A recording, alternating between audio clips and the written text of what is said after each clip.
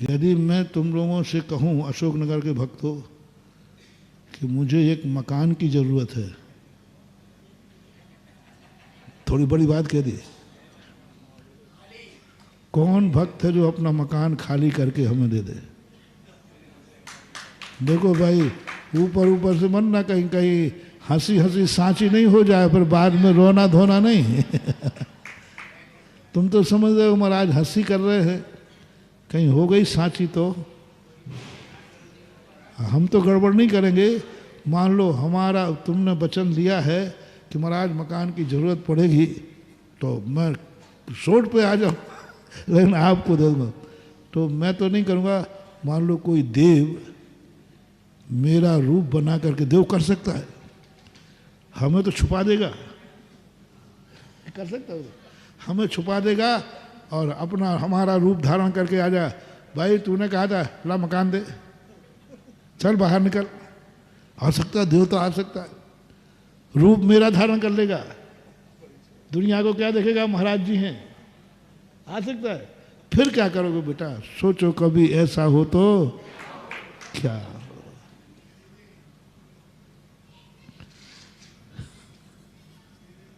देख लो भाई, मैं कुछ नहीं कह रहा हूं, अंदर की बात है, चैतन्य की बात है, और मुझे विश्वास है कि तुम अंदर से दे दोगे। महाराज कर लो परीक्षा, आ जाओ देवताओं, मैं गुरु के लिए कर दूंगा। ऐसे भक्त हैं। अब महाराज भैया मुझे कहीं जैन साधु इसलिए पैदल चलता है कि उनके भक्त लोग गाड़ी नहीं देते उनको।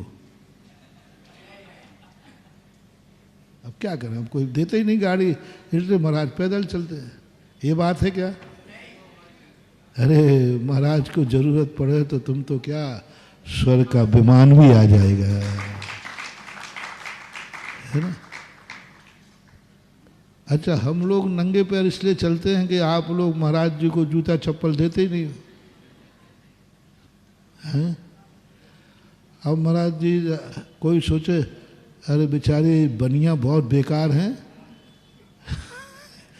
ऐसी ठंड पड़ रही हो, महाराज को एक कपड़ा तक नहीं दे रहे, एक रजाई तक नहीं दे रहे, ऐसी ठंड पड़ रही, कोई सोच सकता है? विदेशी तो सोच ही लेगा, विदेशी तो यही कहेगा, भारतीय तो नहीं कहेगा, वो जानते हो। मकान नहीं दे रहे हो कोई, इसलिए सार्वजनिक स्थान पर रहते हैं तुम लोग।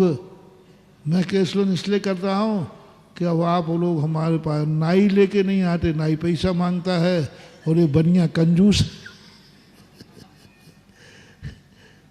इसलिए महाराज लोग अपने केसलन का, कोई सोच सकता है क्या ऐसा है? नहीं, यहाँ तो भक्त अपना सब कुछ निछावर करने को तैयार है। फिर भी दिगंबर मुनि कहता है आप सब कुछ मेरे भक्त हो, सब कुछ समर्पित हो, लेकिन मैं तुम्हारे इस समर्पण के भरोसे पे नहीं हूँ, मैं अपने पैर पे खड़ा रहूँगा। मैं समर्पित तुम्हारे भरोसे, तुम्हारे समर्पण पर भी मुझे भरोसा, मैं भरोसे नहीं रहूँगा। तुम पर तो विश्वास है, तुम नहीं बदलोगे। लेकिन साधु कहता है नहीं, मैं तुम्हारे भरोसे नहीं रह सकता, और तुमने तो पुण्य कमा लिया, तुमने तो ये भाव करके पुण्य कमा लिया कि मेरा मकान, मेरी जायदाद, मेरा सब कुछ महाराज को, तुमने तो पुण्य कमा लिया, और हमने थोड़ा सा भी विश्वास कर लिया, अब कोई चिंता नहीं है हमारे। तो बोलो हमने थोड़ा सा भी तुम्हारा विश्वास करके और कर लिया, अब कोई चिंता नहीं है। भक्तों ने हमें आश्वासन दे दिया, तो बोलो हमारा पतन होगा कि उत्थान? पतन होगा मानो, पतन होगा, नियम से पतन होगा। और तुम्हारा बेटा, तुम तो मालामाल हो जाओगे, कंगाल तो आफत तो मेरी है। इसलिए नीति कहती है सामने वाला तुम्हें सब कुछ दे रहा है, लेकिन तुम्हें कुछ भी नहीं लेना है। सामने वाला सहारा दे रहा है लेकिन तुम्हें सहारा नहीं लेना। जब तक तुम्हारी ताकत है, भावना यही भाव कि मुझे किसी की जरूरत, इतने आहार देने के लिए लोग खड़े रहते हैं, फिर भी साधु निरंतर ये करता है कि मेरा आहार पानी कब छूटे। मिल नहीं रहा है इसलिए नहीं छोड़ रहा है, चारों तरफ देने वाले खड़े हैं फिर भी नहीं ले रहा। इसी का नाम उपवास है, त्याग इसी का नाम है कि सब तरफ से सब कुछ देने वाले लोग हैं लेकिन मिलते हुए छोड़ देना, सद्भाव में अभाव।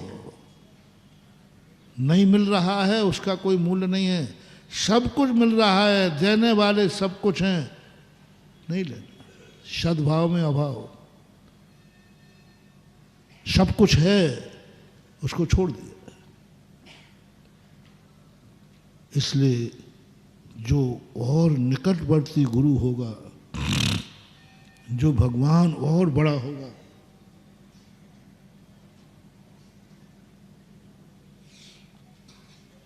वो तुम्हें आश्वासन नहीं देगा,